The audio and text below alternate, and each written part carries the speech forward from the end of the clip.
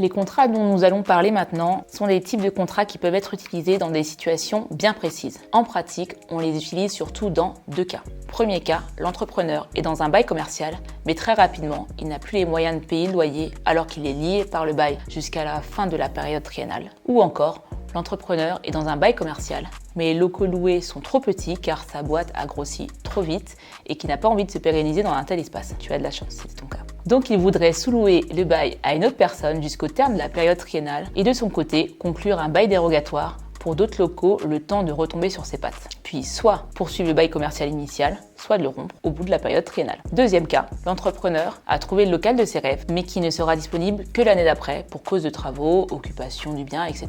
En attendant, cet entrepreneur choisit de sous-louer ou de louer temporairement d'autres locaux le temps de la libération du local de rêve, car il a besoin de trouver une solution de repli le temps que celui-ci soit disponible. 2 solutions s'offrent à cet entrepreneur pour la location temporaire de plus ou moins courte durée, la sous-location et le bail dérogatoire. Premier bail de secours, la sous-location, qui consiste à louer tout ou partie d'un local déjà loué par un bailleur à un locataire, qu'on appellera le locataire principal, soit par le biais de la sous-location totale, soit par le biais de la sous-location partielle, si l'entrepreneur souhaite louer qu'une partie des locaux selon ses besoins. Cette solution apporte une certaine flexibilité, mais reste soumise par définition aux conditions du contrat de location principale qui doit impérativement autoriser la sous-location. Il faudra éventuellement demander aussi directement au bailleur son autorisation. En effet, son autorisation et sa participation au contrat de sous-location sont des conditions cumulatives pour la validité du contrat. On a d'ailleurs pu voir en pratique que si le bailleur n'a pas été prévenu, il peut mettre fin au bail principal pour faute du locataire principal et lui demander des dommages à intérêts pour réparation du préjudice subi.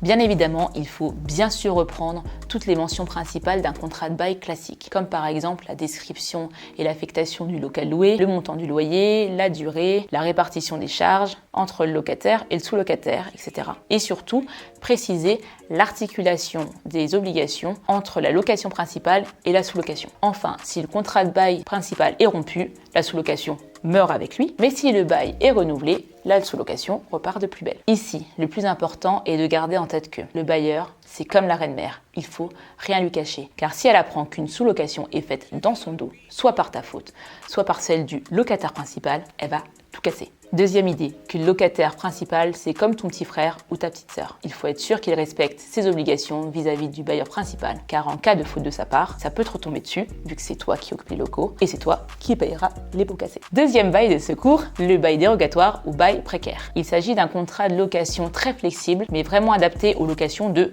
courte durée.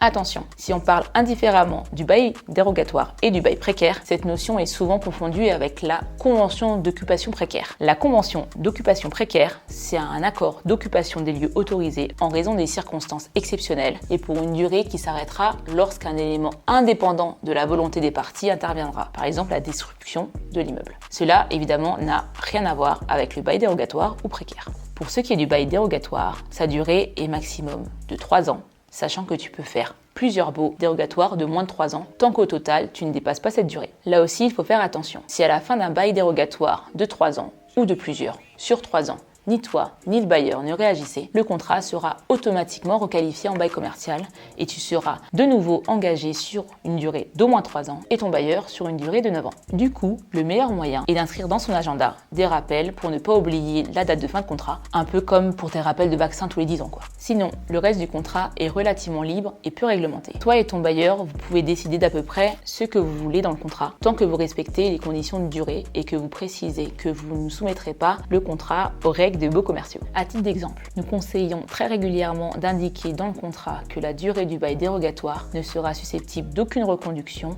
et expirera à telle et telle date, même si aucune des parties ne soulève la fin de ce contrat à cette date. En d'autres termes, même si les parties oublient la date de fin, eh bien le contrat prendra quand même fin. À défaut de cette précision dans le contrat et si les parties ne réagissent pas au terme du bail dérogatoire, ce bail sera requalifié automatiquement en bail commercial à compter du lendemain de la date du terme du bail dérogatoire. Pour l'anecdote, nous avons eu une cliente qui a conclu un contrat de bail dérogatoire du 31 mai 2017 au 31 mai 2020. Cette cliente est restée dans le local alors même que le bailleur ne lui avait pas délivré de congé et n'avait manifesté aucunement son intention de récupérer le local. Donc le bail a été requalifié en bail commercial d'une durée de 9 ans à compter du 1er juin 2020. Comme tu l'auras compris, ces deux contrats sont des solutions utiles quand tu auras besoin d'espace supplémentaire, mais uniquement temporairement ou si tu souhaites changer régulièrement de locaux. Pour finir, passons au contrat que tout le monde connaît sans finalement vraiment le connaître, le bail commercial.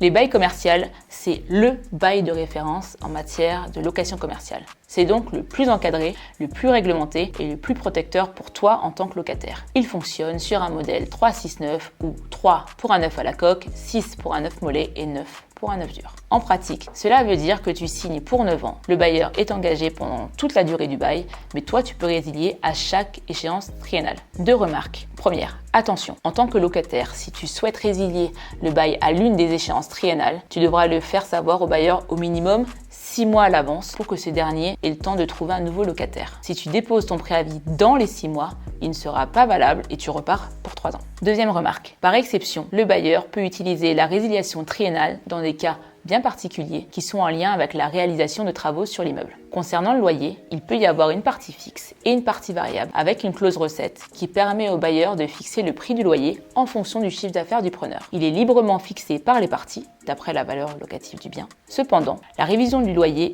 est encadrée et plafonnée par l'application d'un indice national et public si cette dernière n'est pas contractuellement prévue. Dans ce cas, la révision se fera tous les 3 ans à la demande du bailleur ou du locataire, et ce, sans avoir besoin de prévoir les modalités de révision dans le bail. Cette révision peut être aussi prévue contractuellement, avec la mise en place d'une clause d'échelle mobile. Cette clause permet l'indexation du loyer sur la variation de l'indice prévu dans le contrat et à une périodicité convenue entre les parties. Cette périodicité est souvent à échéance annuelle et elle ouvre droit à une révision automatique du loyer en cours de bail. Et dans certains cas, surtout quand il s'agit d'un local vacant, le bailleur pourra exiger qu'en plus du loyer, tu lui règles dès le départ une somme d'argent. C'est ce qu'on appelle le droit d'entrée ou le pas de porte. Ce pas de porte peut être exigé par le bailleur à titre de supplément de loyer pour anticiper les augmentations de loyer encadrées par l'indice national et ou à titre d'indemnité en contrepartie d'avantages commerciaux accordés par le bailleur. Ce pas de porte n'est pas un dépôt de garantie et n'est pas remboursé à la fin du bail.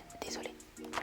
En plus du loyer, tu seras aussi redevable en tant que locataire des dépenses d'entretien et des réparations courantes, car elles sont considérées comme étant liées à l'occupation des locaux, qui sont par exemple les dépenses courantes d'eau, de gaz, d'électricité, etc. Mais tu seras aussi redevable de certains impôts, tels que la taxe foncière, les impôts, les taxes liées à l'usage du local de l'immeuble. Attention, car cette obligation de supporter les charges et impôts doit être prévue dans le contrat pour que tu sois informé dès le départ à quelle sauce tu vas être mangé. Et si rien n'est prévu dans le contrat, ce sera au bailleur de raquer. Là, tu auras de la chance. Sinon, car le bail commercial est super long, ton contrat doit, quoi qu'il arrive, contenir notamment les clauses suivantes. La destination du local, c'est-à-dire l'activité que tu vas exercer, l'état des lieux d'entrée et de sortie, le dépôt de garantie, les travaux réalisés au cours du bail, avec une distinction entre les grosses réparations qui sont imputables au bailleur et les autres réparations, notamment d'embellissement, qui sont imputables au preneur. Il y a par ailleurs les obligations classiques des parties, l'obligation de délivrance, d'entretien, de jouissance paisible, etc. pour le bailleur et